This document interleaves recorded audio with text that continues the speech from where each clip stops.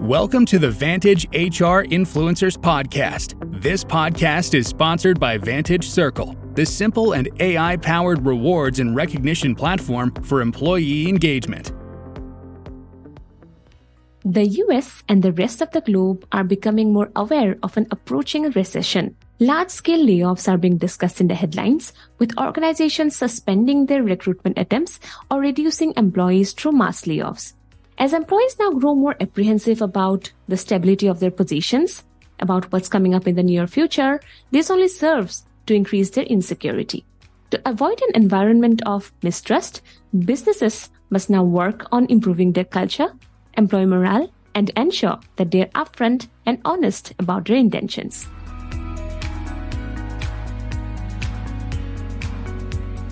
Hi everyone, welcome back to another episode of the Vantage HR Influencers Podcast. I'm your host Sushmita, and today I have with me the Head of Talent Development, L&D at Hindware, Sunanda Banerjee.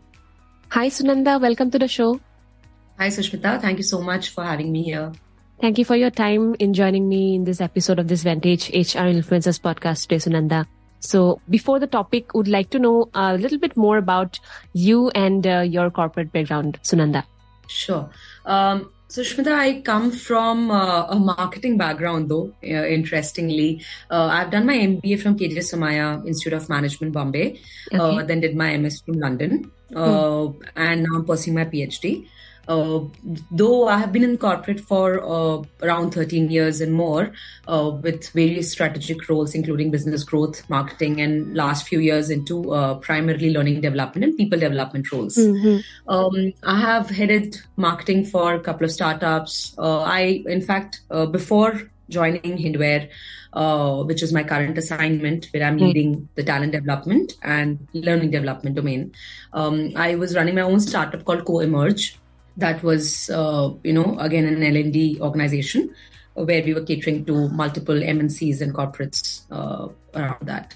Also, I'm a certified life and executive coach from ICF. And I think that covers almost my background academically and corporate-wise. Right. Thanks for sharing that, Sunanda.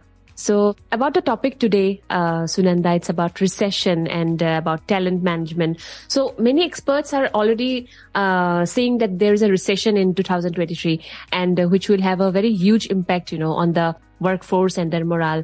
So it would be helpful if you could introduce the effect it might have on the existing culture of the workplaces.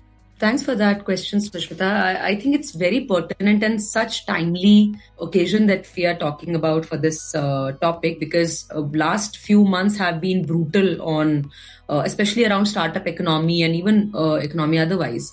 So when you talk about the biggest of brands, the best of tech names, and all that you see around is, even with the companies which are not doing that bad or not really hit as badly by recession, I mean, it's in fact led by them rather than they getting impacted by it. Yeah. So in that scenario, end of the day, it's the people who get impacted, right? Organization is what people are. So you can't actually separate both of them.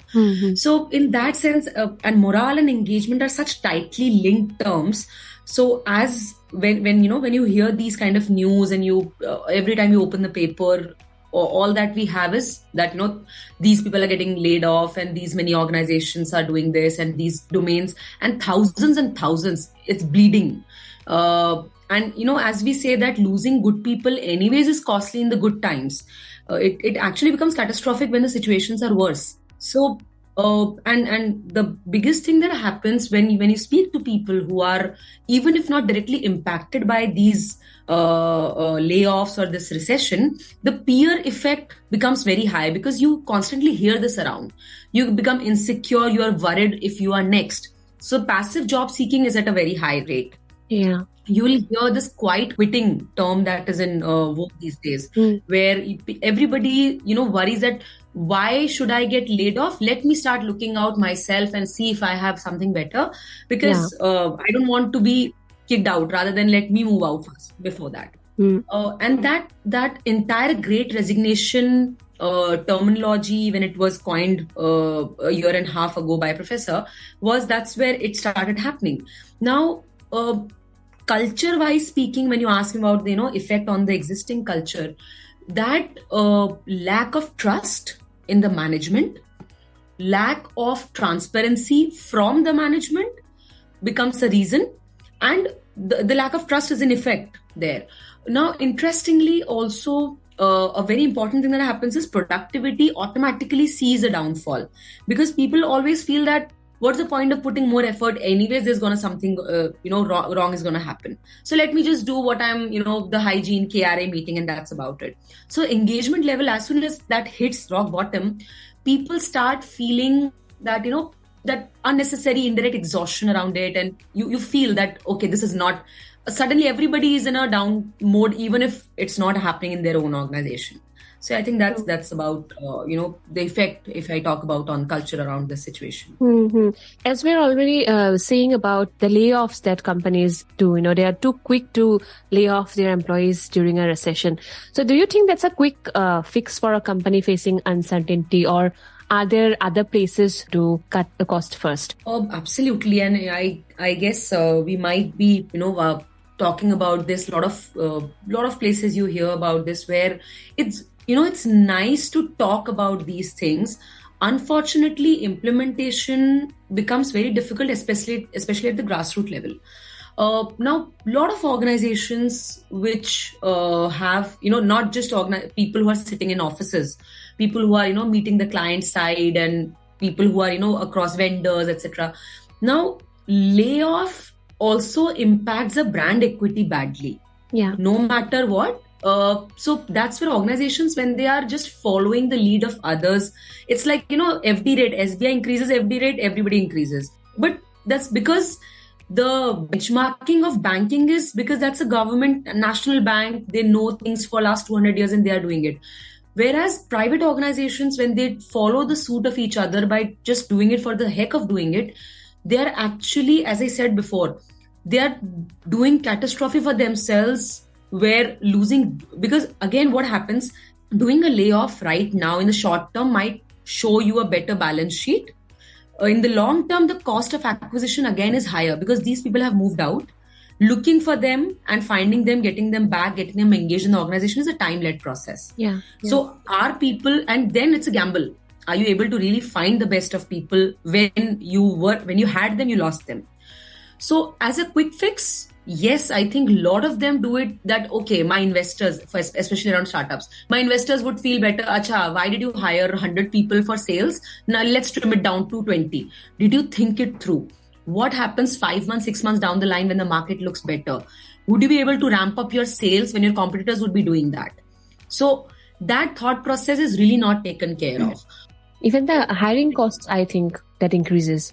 Yeah, absolutely. Hiring, that's what talent acquisition costs of getting those people back, looking for those people, especially. Yeah. That same talent. Yeah, right. Absolutely. So that talent bank management is the key which people often lose sight of for the short term, some numbers improvement here and there. So even when you are hiring, this is the second part of it. But that's where there are organizations, or a lot of new names of brands that you hear, they would do rampant hiring just because they got a new funding, and they would be like crazy hiring that's done without thinking through whether I would need these people a year down the line. And then you're laying them off. So think from their perspective about their careers. How do they go about it? And of course, the brand equity as an employer, as a choice of, employer of choice as well. Your other employees or potential employees would think 100 times before coming to you when they read your reviews on Glassdoor, when they read about you on Quora. And Glassdoor is such a powerful tool these days. I've seen it is, where people would, and not just senior management, across levels, people would go on Glassdoor and see what kind of reviews organizations have.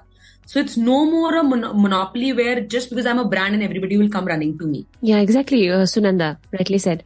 And apart from that, Sunanda, what would be your tips for the people, for the managers, HR managers, the leaders who are listening to us as to how they can maintain a positive culture in such trying times? Sure. See, culture building itself, and I'll try and cover it quickly in some bullet points, sure, which I think are, top of the mind and still easily applicable. Uh-huh. It doesn't need too much fanfare or big culture announcements to create positive art culture. It's the small initiatives. It's the Kaizen way. small things that would give you result in the long term. So first starts with transparent communication. Whenever things are not going right around, even if you're doing layoff, not doing layoff, or planning to, have some clarity of communication flowing from top level to bottom, where people can understand that, why it is happening, what's happening around. Or are we in fear? So people shouldn't be living in fear of job security all day. They can never work. They can never give you ROI of their salary that you are giving them. So that's one. Two, empathy is the key. I think, if, especially, and that's not again top management's job, that's the manager's job. So I would, my idea is that every level has some ownership when it comes to culture building. It's not an HR's job. It's not only HR's job. So HRs can facilitate that culture building, but it has to be done through businesses, through people who are part of it. So, if understanding that this person, layoffs are happening, what can I cut this person's travel incentives and costs and let him work 3 days work from home, giving that flexibility. Can I also look at, I think one very important from an HR, since you mentioned this, small recognition initiatives without spending big. Yeah. Let's say, people need recognition more than, if I'm sure you have read reports and surveys that say it's not just money that motivates people, because money eventually every company can give 5-10% here and there. Right.